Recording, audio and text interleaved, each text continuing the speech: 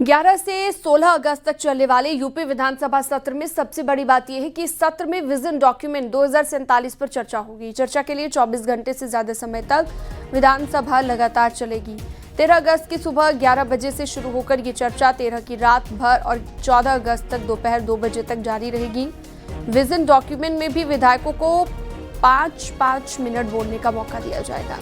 सभी मंत्री अपने अपने विभाग का विजन डॉक्यूमेंट पेश करेंगे। ये विजन डॉक्यूमेंट नागरिकों के सुझाव से तैयार होगा। मुख्यमंत्री ने मंत्रियों को अधिकारियों के साथ मिलकर इसे तैयार करने के निर्देश दिए। मुख्यमंत्री ने अधिकारियों से कहा कि इस विजन डॉक्यूमेंट के जरिए ही प्रदेश के आगामी विकास लक्ष्यों को पूरा किया जाना है।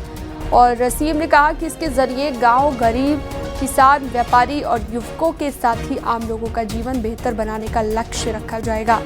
इससे पहले 2019 में भी 2 अक्टूबर की सुबह 11 बजे से 3 अक्टूबर की रात 11 बजे तक लगातार 36 घंटे सदन का विशेष सत्र चला था।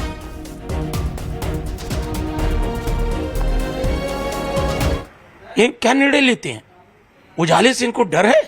सूरज जब उगता है तो एक उम्मीद जगती है, जब अंधेरा छाता है तो लोग सोचते हैं कल फिर सूरज उगेगा, हमारे अरमानों को पंख लगेगा। आज ये रात के अंधेरे में चर्चा चाहते हैं, कहते हैं 24 घंटा चर्चा चलाएंगे। अरे क्यों इस तरह की बातें करके एक अखबारों की हेडलाइंस बनाना चाहते हो? हर सदस्य कम से कम 3-3.5 लाख से लेकर के 10 लाख या उससे भी ज्यादा की आबादी का प्रतिनिधित्व कर रहा है, वो मतदाता का प्रतिनिधित्व कर रहा है। तो वो जिन बातों को सदन में रखेगा वो तथ्यों के साथ रखेगा, तर्क के साथ रखेगा, चाहे वो सत्ता पक्ष का हो या विपक्ष का हो।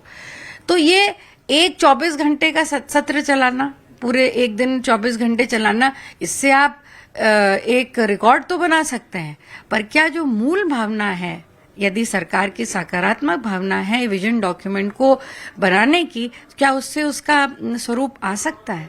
तो ये अपर्याप्त है। एक विजन आएगा जिस पर लोग सकारात्मक चर्चा करेंगे और एक नया प्रयोग है और इस तरीके से भारत फिर से मतलब विकसित भारत के रूप में दिखे। इसलिए उत्तर प्रदेश सबसे आगे चाहता है कि ये दौड़ में आगे रहे, हम सबसे पहले अपने लीड करें और उसके लिए विधानसभा में आएगा और एक नया चर्चा होगा।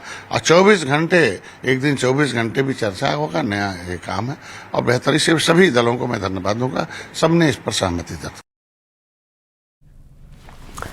उधर विजन डॉक्यूमेंट 2047 पर विधानसभा में 24 घंटे चर्चा होने का अखिलेश यादव ने विरोध किया है। अखिलेश यादव ने कहा है कि सरकार जनता को भटकाने के लिए बेवजह की बातें कर रही है।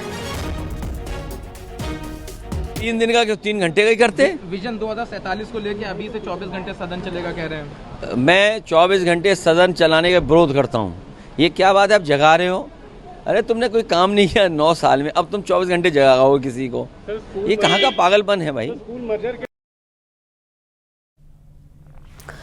विधानसभा सत्र शुरू होने से पहले उप मुख्यमंत्री ब्रजेश पाठक ने समाजवादी पार्टी पर हमला बोला। उन्होंने कहा विपक्ष के पास कोई मुद्दा नहीं है, विपक्ष का काम सिर्फ हो हल्ला करना है। समाजवादी पार्टी के पास हुड़दंग करने के सिवा और कुछ नहीं है।